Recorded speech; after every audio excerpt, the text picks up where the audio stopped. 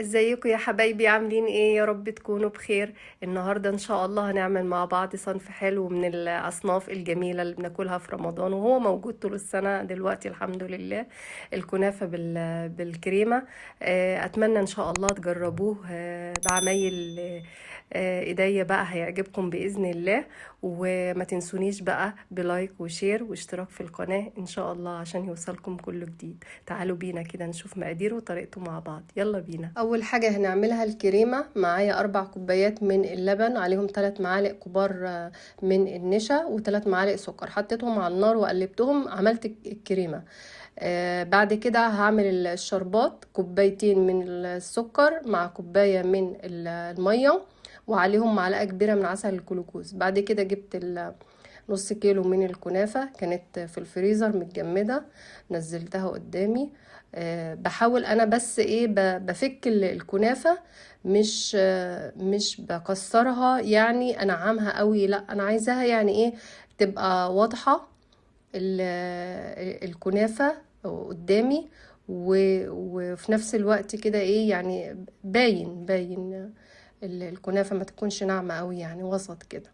وحطيت عليهم 3 معالق من السكر البودرة، ونص كوباية من الزبدة. ممكن تستخدمي سمنة عادي يعني، بس طبعا احنا بندور على الحاجات اللي هي الصحية اكتر. بلاش يا جماعة السمن الصناعي على قد ما تقدروا يعني.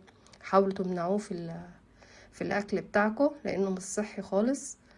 هنا انا يعني بخفة كده بحاول ان انا ايه اقلب السمنه والسكر مع الكنافه. زي ما بندس مثلا الدقيق كده في المخبوزات، بغلف انا برضو كذلك الكنافه بالسكر والسمنه. وده السر بقى يعني اللي بيديني اللون الذهبي الحلو للكنافه لما بتدخل الفرن. مش ابدا السمنه ولا السكر الزياده هو اللي بيديها اللون الذهبي ده، لا لا. لما انا بعمل الخطوة ديت، ان انا كده ببسها خفيف كده يعني على ايدي، بيديها يعني في التسوية شكل حلو قوي. مش بكتر السمنة خالص. بحاول على قد ما اقدر ما يبقاش فيه تكتلات، اخليها كلها متجانسة.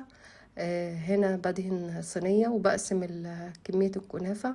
انا هنا عملت الكنافة قسمتها على صينيتين، يعني انتي لو عندك مثلا صينيتين قد بعض كده، هتعملي تقسمي تقسمي الكنافة على صينيتين وتسويها في الفرن. وزي ما انتوا شايفين كده بضغط لحد ما الكنافة بس كده ايه، يعني تعمل طبقة كده متماسكة، عشان بعد كده لما احط عليها الكريمة تكون ايه تمام معايا يعني. انا كنت مولعة الفرن طبعا وانا بعمل الكنافة على درجة حرارة 200، 180 ل200 يعني على حسب نوع الفرن بتاعك.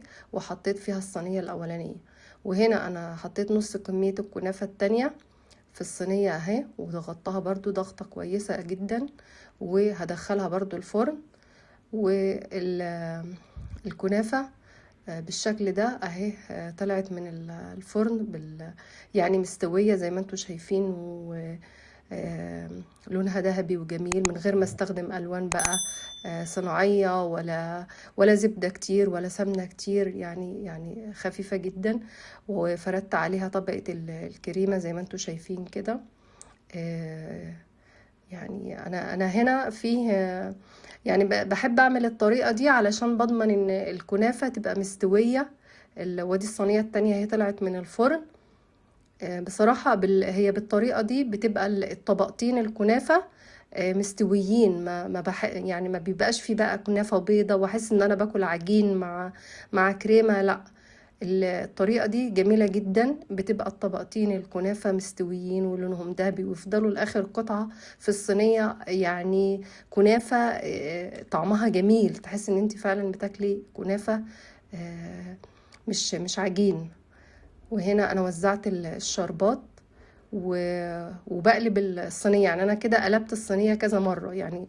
انا هنا برضو قلبتها على طبق التقديم اهي، ده الناحية التانية قلبتها على الوش التاني.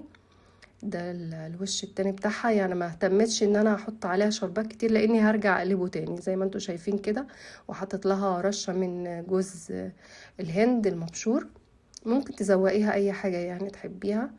هي بصراحة يعني جميلة، تسوية جميلة ومقادير مظبوطة ان شاء الله. لو جربتيها هتعجبك قوي، وكمان خفيفة وتقدري تعمليها يعني في اي وقت. ما حلوة قوي قوي. اتمنى تجربوها وديكوا شايفين يعني الخفيفة. بالنسبة كمان ان هي مقرمشة، وانا حبيت ان انا اقطعها لكم وهي سخنة يعني معلش كده. آه، قطعتها وهي سخنة عشان اوريكم بس السوا بتاعها والكريمة. وبألف هنا وشفا كده ان شاء الله اللي يجربها. واتمنى كده ان شاء الله تعجبكم، وعايزة لايك وشير واشتراك في القناة عشان يوصلكم كل جديد. الى اللقاء.